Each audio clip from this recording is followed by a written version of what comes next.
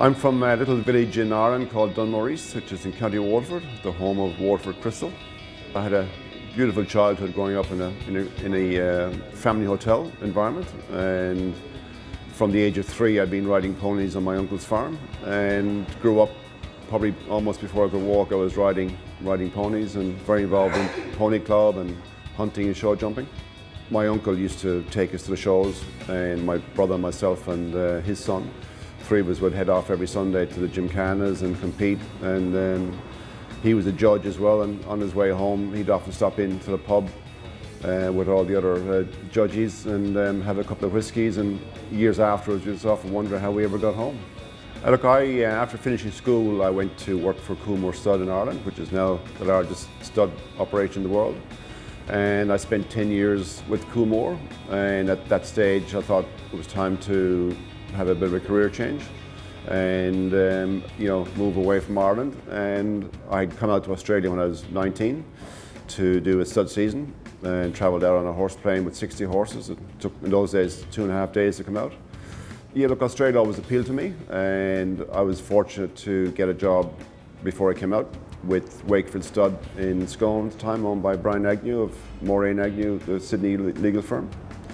And Brian brought me out, and spent 5 years in Scone, and very successful in those 5 years. We actually bred and reared Sub-Zero, who won the Melbourne Cup in '92.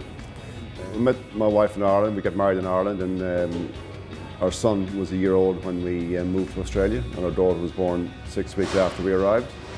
And they spent the first 5 years of their life in Sydney, but we did decide to, after when they were about 5, to move back to Ireland, to give them let them grow up in Ireland at a stage when they have memories from 5 onwards.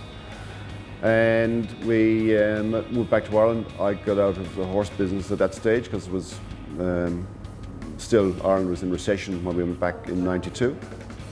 And I actually was bought into an Australian franchise called Snap Printing in Dublin. We love Sydney, the weather is fantastic compared to Ireland, and the lifestyle is marvellous, and we really enjoy it. That's why we came back after being away in Ireland for 5 years. We suddenly realised blue skies are very attractive and warm weather, and Ireland is, even though you grow up in it and you're used to it, the damp, rainy weather does get to you. When I came back from Ireland in '97 to Sydney, I'd started to look at the internet as being a major force in business going forward, and I was wondering how I could use that knowledge within the horse industry, and I started to develop websites for some of the key studs in Australia.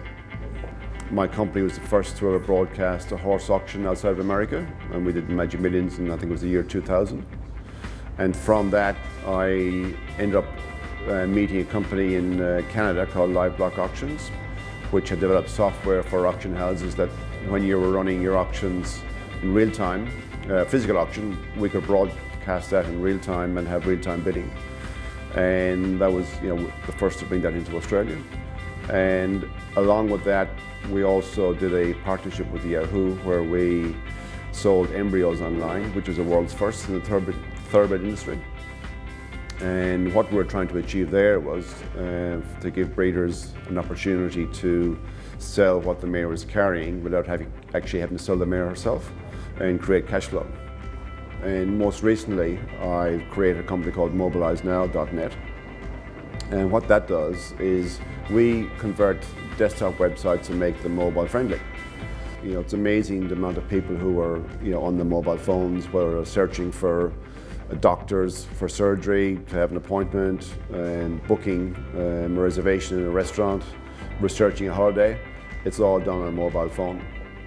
When people come to their website, if it's not mobile friendly and they've got to pull it and drag it to actually see and read what the company does or look for a phone number, it can be time consuming and make it difficult for customers. So they will in fact move on to another website that is mobile friendly.